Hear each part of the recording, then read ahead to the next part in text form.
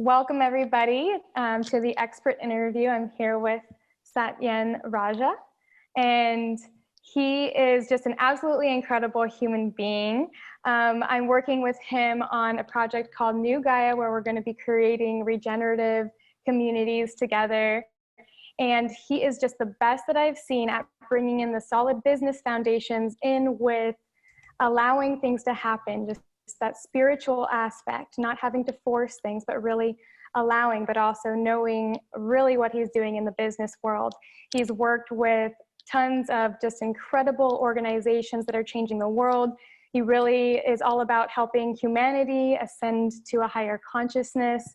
And he's a chairman on many organizations, worked with some of the largest influencers of our day, has worked with Fortune 500 companies, taking them through this process, and really have seen a lot of success with these companies through his foundational aspects. So welcome, Satyen, and please, I would love to hear a little bit of your background and how you got into this.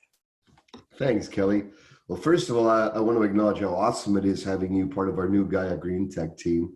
Your brilliance, your depth, your multi-spectrum understanding is mind-blowing. So wonderful to have you as a colleague. Thank you. My background is I started quite early in business ventures, my family being entrepreneurial.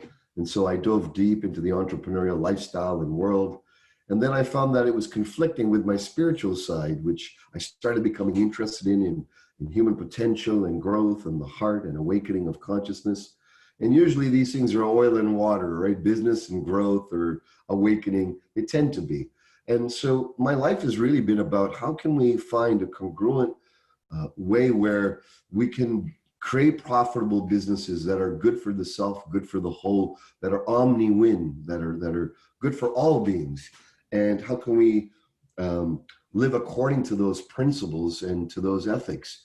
And so those are the type of trainings, developments, activations. We have a whole methodology that we call transcendent culture processes and implementations, where we take companies, organizations, and we take them through very simple yet profound ways of removing the chaos patterns within the psyche, within the system, and then have everyone come into rapid coherence. And then create the dreams and the goals and the ambitions, quite simply.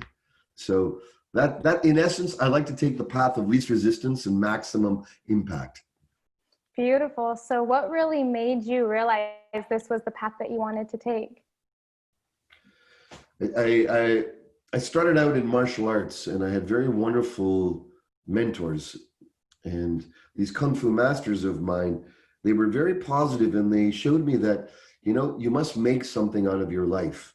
You can have your ordinary life, or you can be a servant to humanity.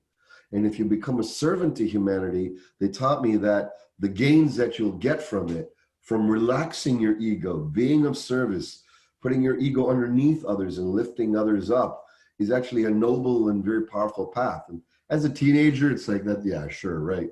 But then as I dove into it, I went, wow, I felt the illumination, my heart open and break open when I saw the people I was able to help.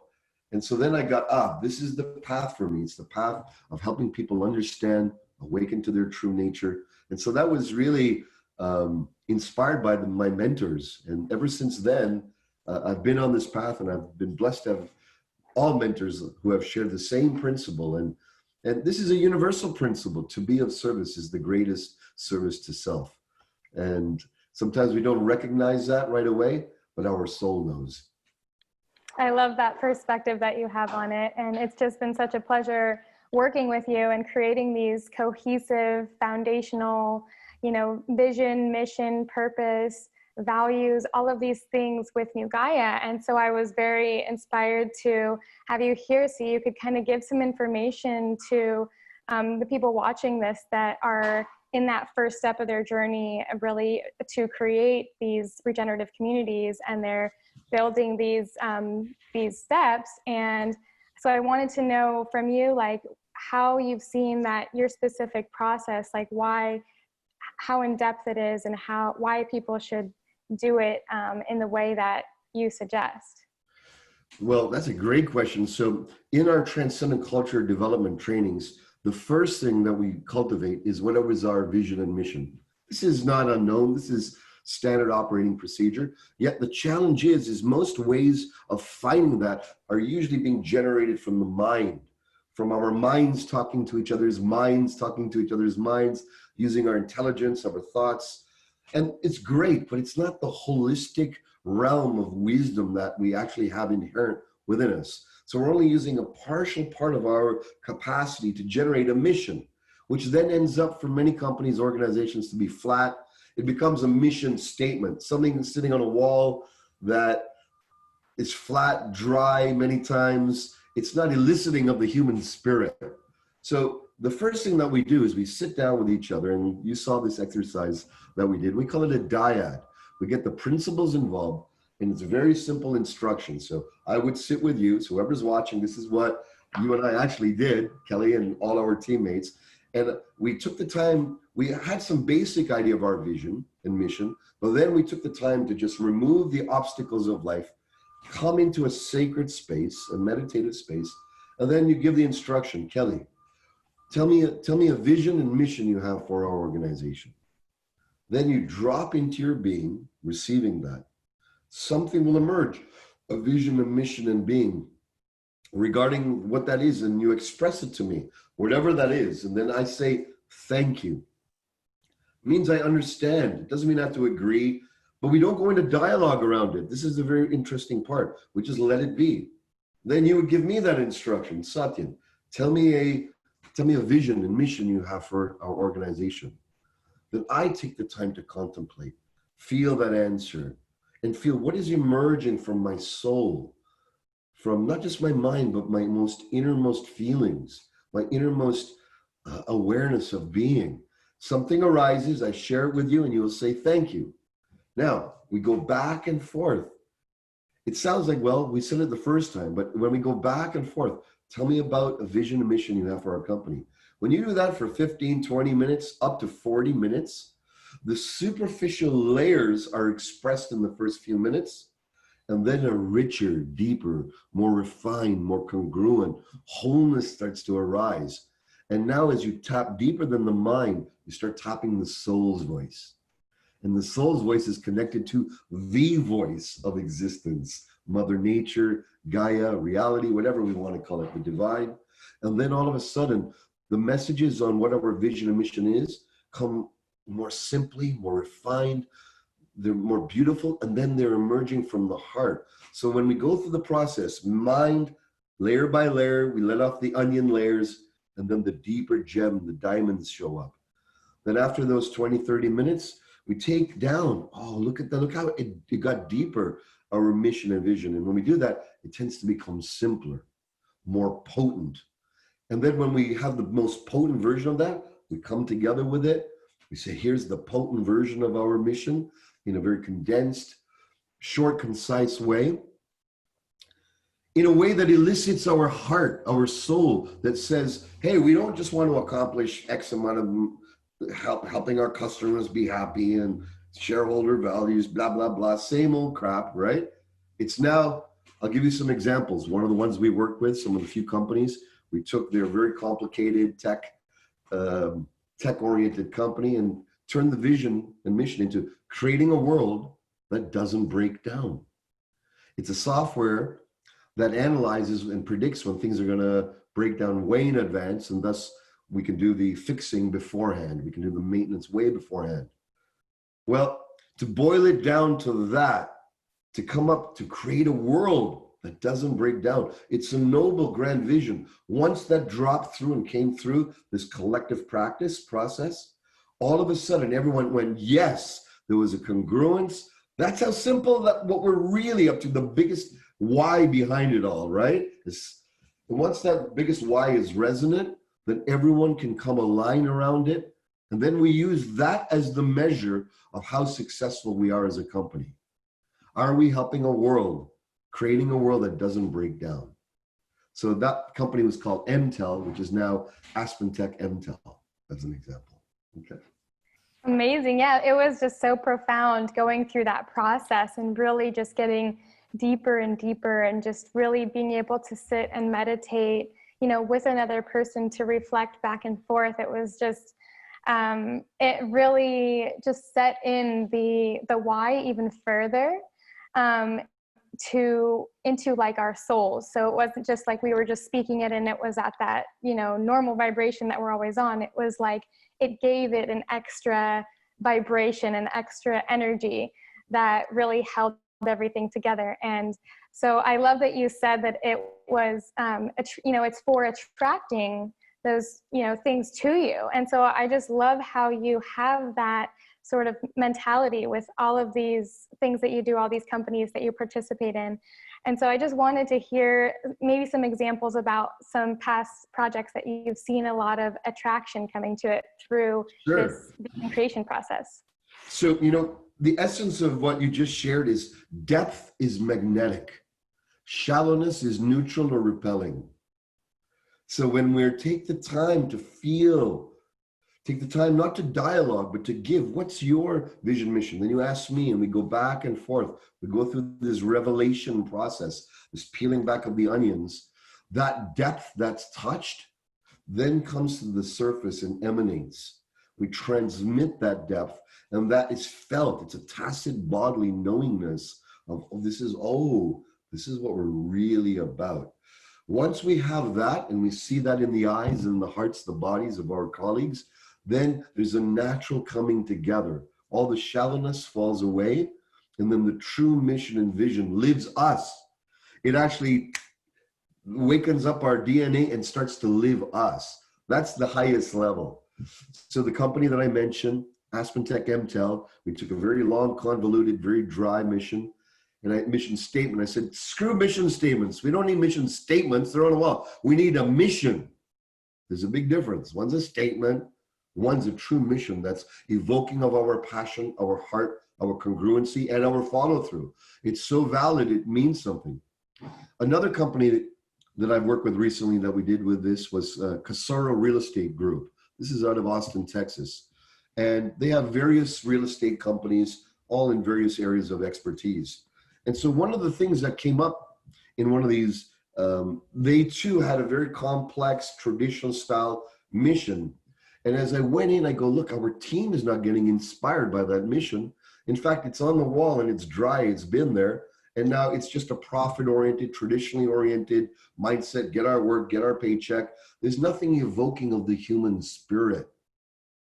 What can we do to evoke the human spirit so that everyone's biggest motive or at least additional motive is not just the paycheck or the raise in the company or to move up the company ladder, but something that brings meaning.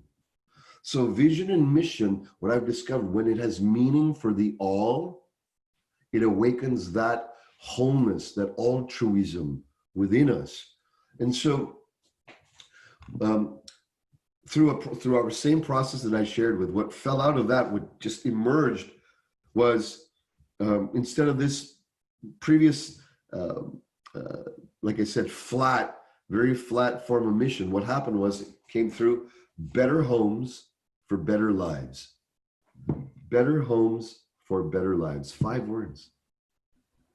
And everyone went, the whole room just went, how simple.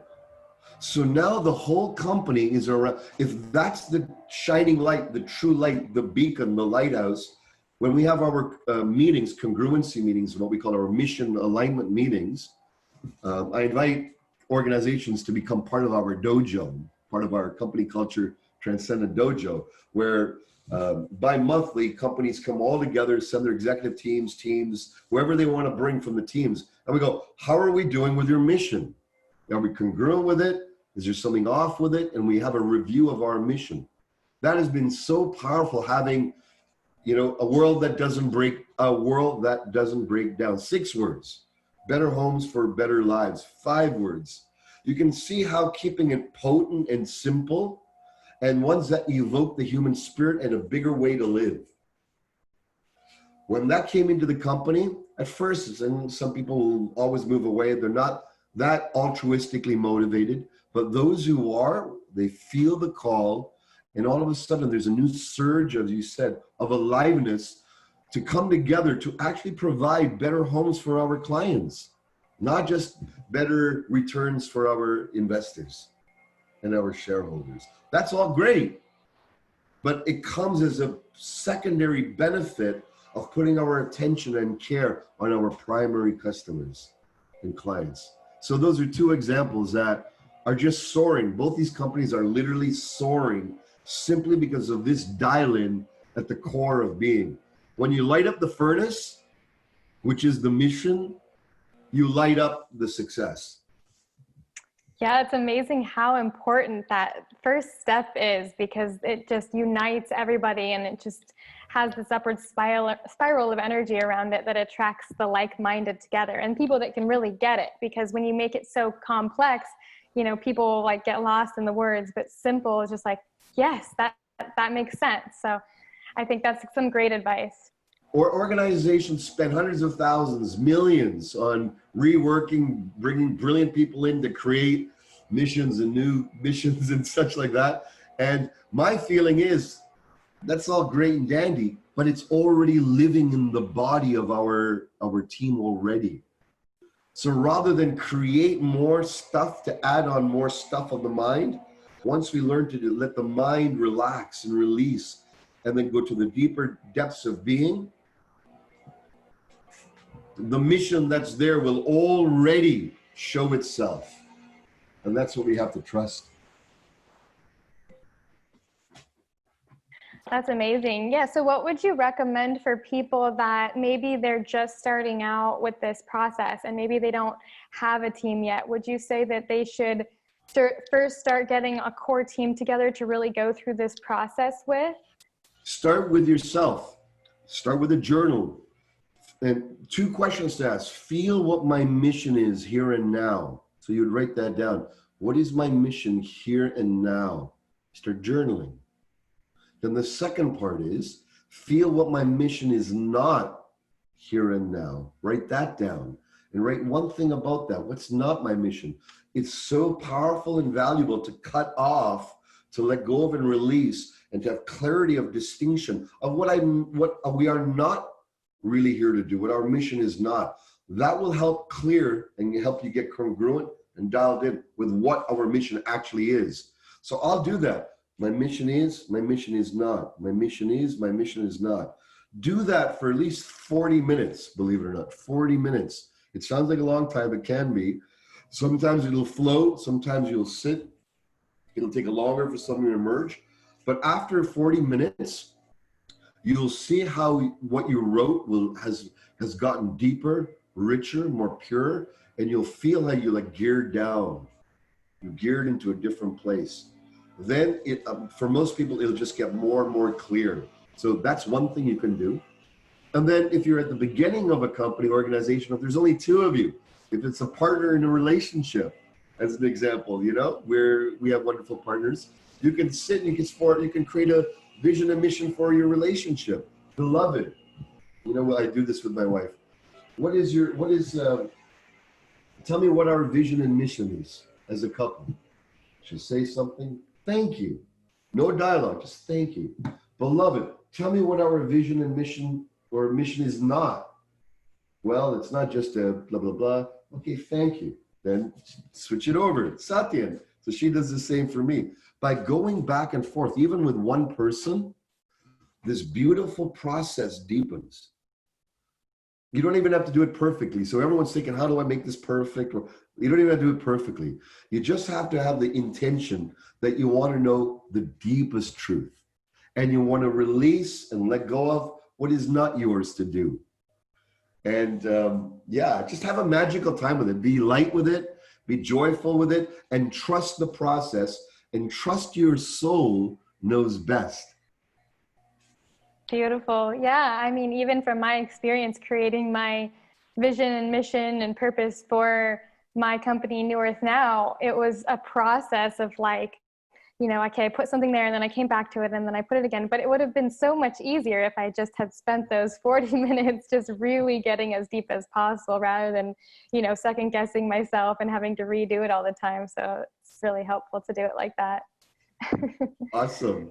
And, you know, please share what it was like to see our other teammates go through this, because you went through it. What was your response? What did you see with our other team when we went through this with New Gaia?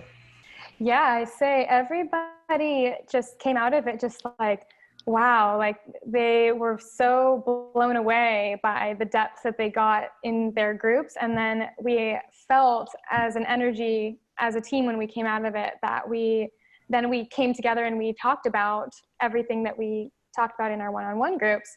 And it was just like all these new, like more profound ideas started coming up. And we were just realizing, we also all came together a lot closer because we realized like how we were all in coherence around this vision and mission. So it created a lot of synergy between everybody and connected us all as well. So that's where it's great for when you're bringing in the team aspect, really creating that coherence that people can really get behind the idea.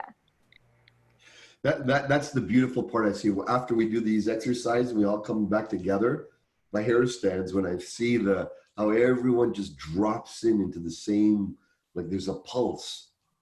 The mission now becomes alive rather than a mental construct. It becomes a living, breathing entity that we get to love and nurture. It becomes our inner child in a way. It starts to come alive. That's only the first part. That's a first part of the process. And of course, dialing in can come, but the key I really recommend is simplicity. Less than 6-7 words. Find a way, like for our organization, Warrior Sage, my body of work, our mission statement is simple. It's to ignite passion, live freedom, and embody love. It's to help people achieve that, realize that. To ignite their passion, live freedom, and embody love. So all my trainings, my programs, my leadership development, company development, I'm always making sure, am I hitting that? Am I helping people ignite true passion? Am I helping people, live truth and become free? And are they embodying love? Are they talking about love? Or are they actually being an embodiment of love? And every month my team gathers around and we check out. We do a process then every month after, once we have a nice mission that moves us, we meet every single month around it, and we do a process where it's called IEC. And I stands for what's incongruent with the mission. Ignite passion, live freedom, embody love. Where, even from answering the telephones to our accounting, to marketing, is there any place where we're incongruent or inconsistent with that mission? You make a note. Yeah, our marketing was not there. We didn't even put it through that filter. Okay, let's make sure we look at that again. Okay, this area here, our organizational development over here, that's not aligned with igniting passion, living freedom. We're bouncing, we're bumping on each other's heads. We're not evoking love. Okay, there we go. So we have to dial up the area so that we get back on mission. So we do what we call an incongruency test. Where are we inconsistent and incongruent? Then the next thing we ask ourselves as a team is, what is good that we can make great? What can we elevate? So, what's good? We're doing good. We're doing good in this. Can we make it even great? Okay, great. Let's make it great. How can we make it great? So we do that. And then the last part is, what needs to be cut away? You see, what needs to totally change? Or what can we celebrate? Because it's good to celebrate. Wow, yes, we are aligned with our mission here. Yes, we can have those victories and pat ourselves on the back and give ourselves acknowledgement and fanfare and joy and celebration for the good work that we're doing. By dialing this in monthly, where are we incongruent, inconsistent? Where can we elevate to make great? Where can we change, cut away, and then celebrate our mission? That's like coming to a dojo. In martial arts, we come to a dojo to refine ourselves, body, mind, and spirit. When companies and organizations send their teams to our Warrior Sage dojo, what happens, it's the same thing, but we're looking at the organization as a living entity that's in a dojo to strengthen their capacity to make impact on the planet. And when we look at it this way, then rather than get personal and beat each other up or try to raise or have reputation games, significant games, it all becomes about the sacredness of the mission. And let's keep fanning and supporting and loving that to come into reality. That's incredible. Yeah, I think it's so important to really keep people on track, like not just leave that vision and mission and purpose as your first step, but to really look back on it every month and ask those questions. So thank you for giving that tip. And I just wanted to ask, is there any other advice that you would give somebody who's just, starting creating like a regenerative community, and they're just starting with this process and doing the action steps that you're talking about? Is there anything else that you would say? You mentioned there was some further next steps as well. Would you like to talk about that? Even with this first step, go to the land.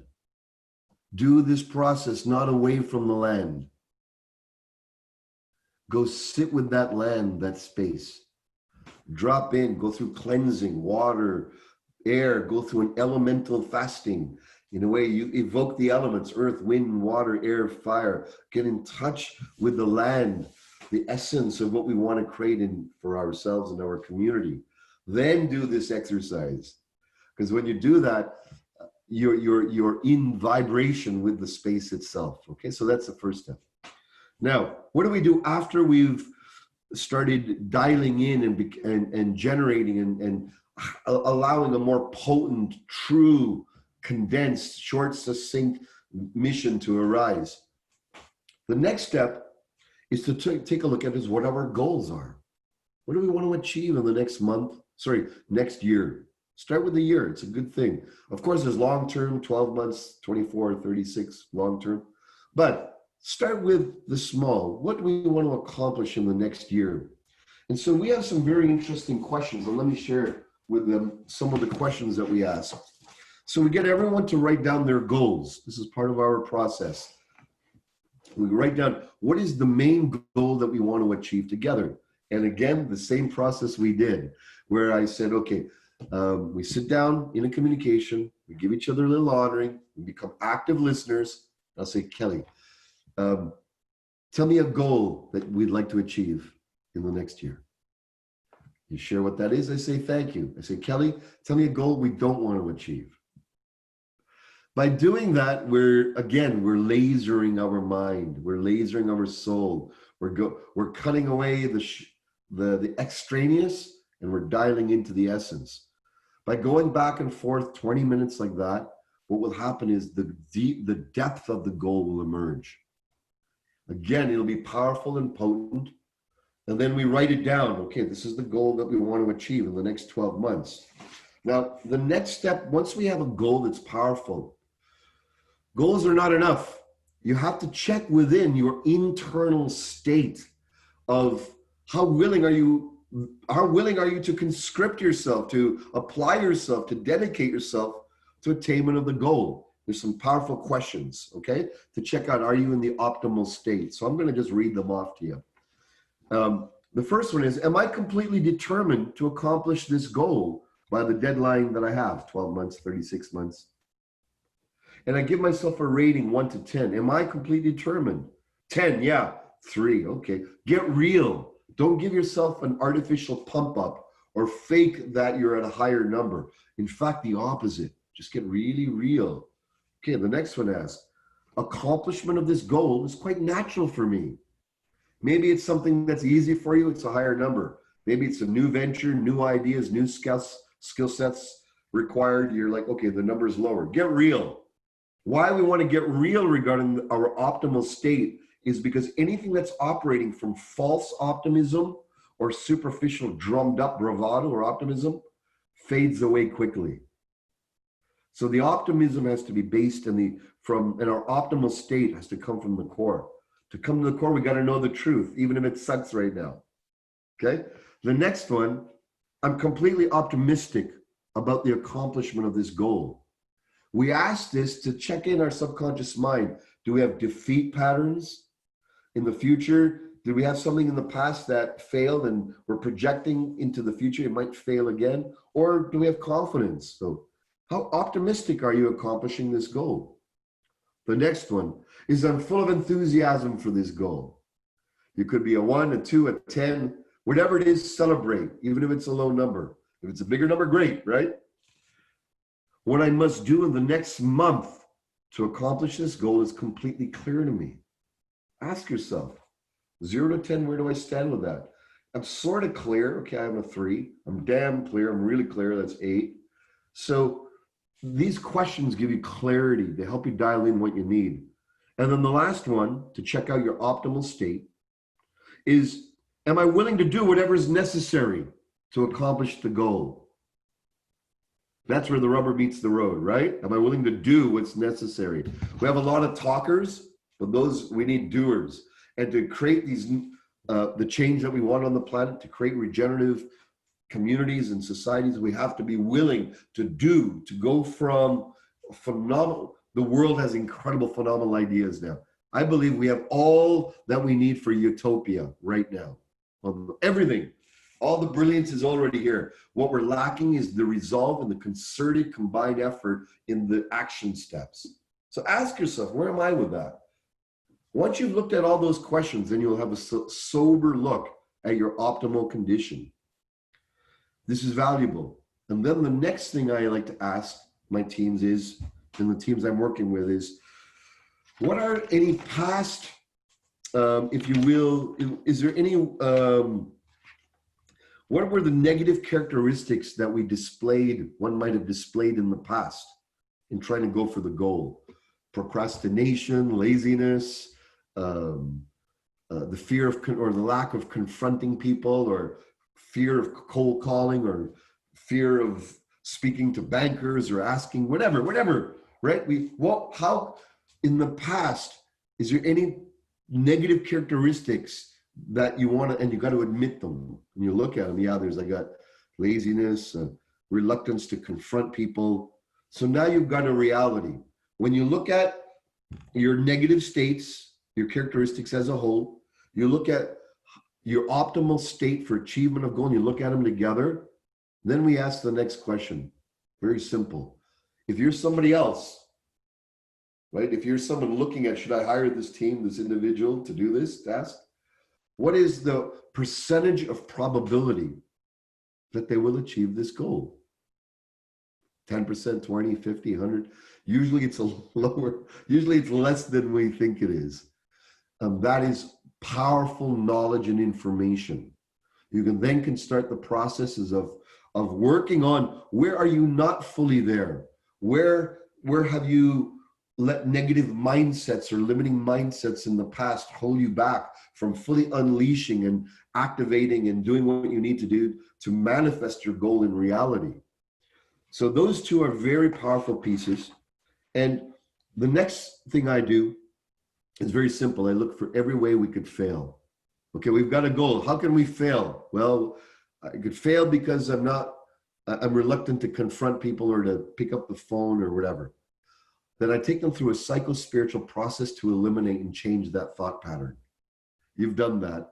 And when that's gone out of the mind, there's only like possibility.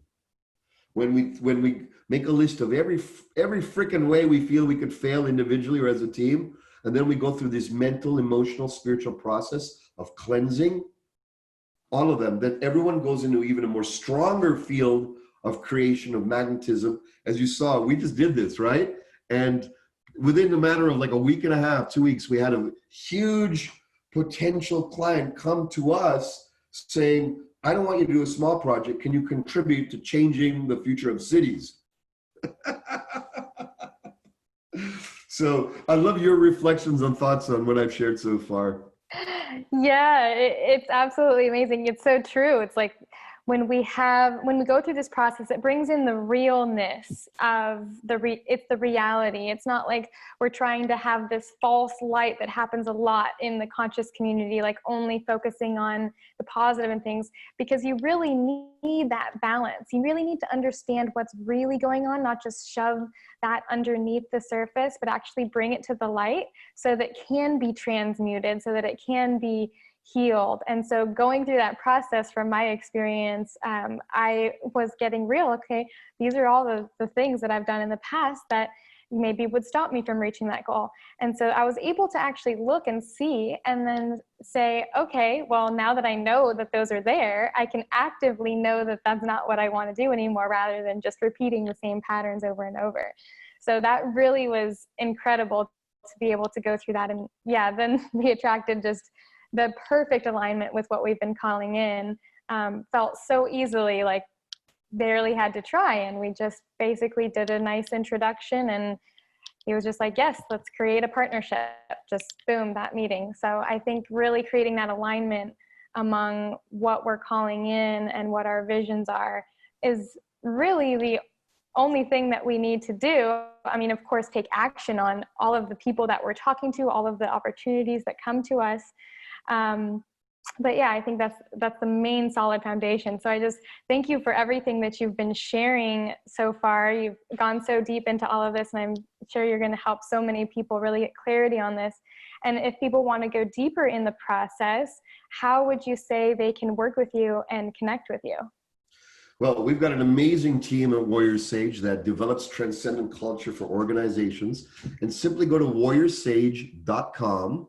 And you'll find my email there, contact info. Say I'm part of this organization. And if you want support in having one of our teammates or our trainers take your organization through this step-by-step, very profound revelatory process, really the essence of it is we're doing light work in the sense of creation, and we're doing shadow work to remove our internal elements, bring them into the light, and purify and clear them so that we come into the most powerful, cohesive, coherent, uplifted organization moving forward. So that is available. Reach out to us and we'll be happy to have a chat and see if we can be of assistance.